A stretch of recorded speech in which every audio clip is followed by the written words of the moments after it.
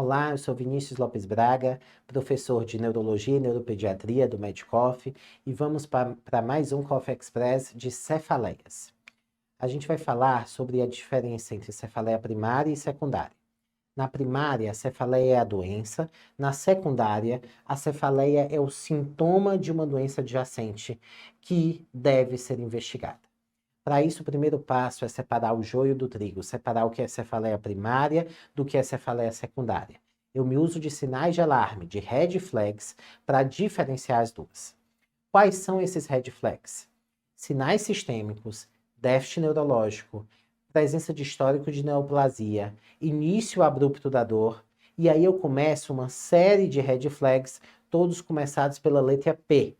Um padrão de dor alterado, uma posição gerando cefaleia, o paciente que deita e piora a dor, quando é precipitado por espirros, por tosse ou por evacuação, papiledema, uma cefaleia que é progressiva, a presença de puerpério e gestação que aumentam o risco de tromboses, que aumentam o risco de prese e de outras doenças secundárias que causam cefaleia, uma cefaleia que é pós-trauma, patologias do sistema imune, como HIV e imunossupressão, que aumentam o risco de infecção do sistema nervoso central. A presença de painful eye with autonomic features, então uma cefaleia com sintomas autonômicos e que tenha olho doloroso, que eu tenho que excluir compressão, por exemplo, de nervos cranianos. Painkiller overuse, a cefaleia por uso excessivo de medicamentos, que a gente detalha daqui a pouco. As principais cefaleias primárias são a migrânia e a cefaleia tensional. E elas são opostas entre si.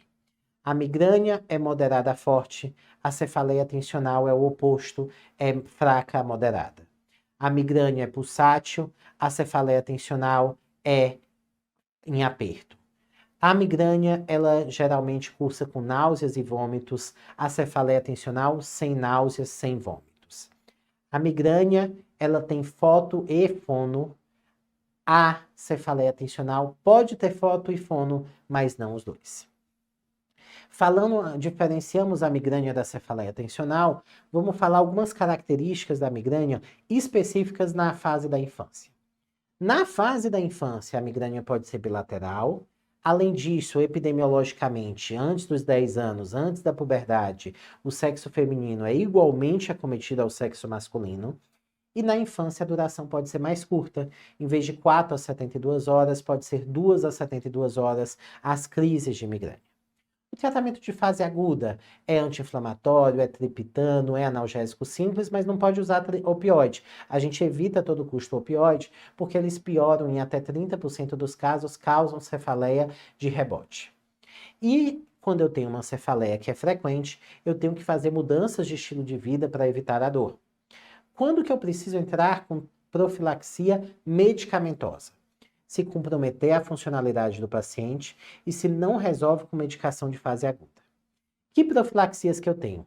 Eu tenho vários remédios, mas para eu escolher adequadamente eu preciso ver os efeitos colaterais de cada medicamento, se o paciente tem uma contraindicação àquele medicamento e ainda se existem comorbidades que aquele medicamento me ajudaria.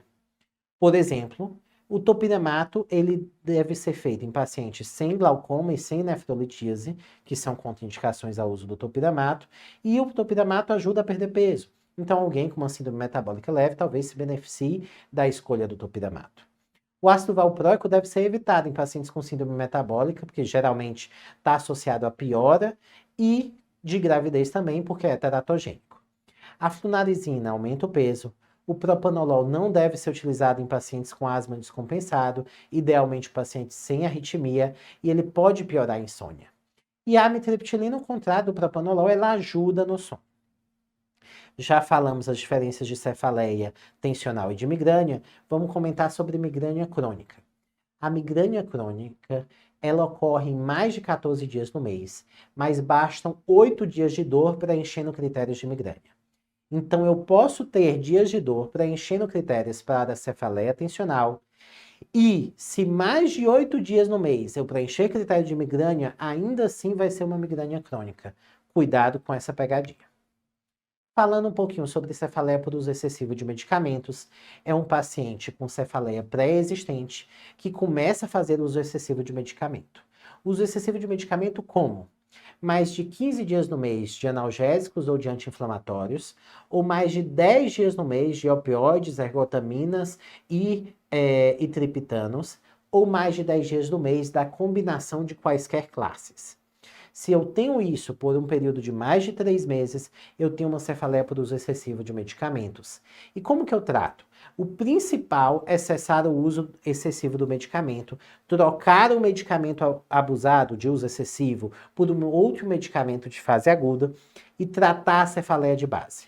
O corticóide eu posso até fazer em crianças maiores, mas ele é controverso, eu posso fazer corticóide por alguns dias como uma terapia ponte, né, alguns dias após a crise de cefaleia, enquanto o profilático não faz efeito, mas eu não tenho uma evidência científica boa e não é obrigatório.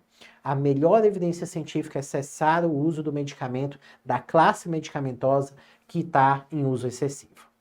A hipertensão intracraniana benigna ou pseudotumor é uma cefaleia que piora ao deitar ou matinal, que pode ter visão dupla, zumbido pulsátil, paralisia de sexto nervo e papiledema. São fatores de risco sexo feminino e obesidade, e o tratamento principal mais frequente, perda de peso, acetazolamida ou topiramato. Em casos refratários pode ser indicado outras terapias, stent, colocação de derivação lomboperitoneal, né? Mas em alguns casos específicos. A hidrocefalia, você tem um aumento de volume do líquor, causando uma ventriculomegalia, que pode ser comunicante ou não comunicante. Se eu tenho uma hidrocefalia não comunicante, é porque em algum ponto houve obstrução à passagem do líquor. E a comunicante também é chamada de não obstrutiva. E na hipertensão intracraniana secundária, lembrar das medidas: cabeceira elevada mais que 30 graus, hiperventilação de PaCO2 de 30 a 35, correção de sódio, hipotermia, e você pode usar a salina ou manitol como terapia ponte até uma conduta definitiva. Conduta definitiva, que a avaliação do neurocirurgião vai dizer se é uma craniectomia, se é uma DVE, o que vai resolver aquela hipertensão intracraniana. É isso, gente. Muito obrigado.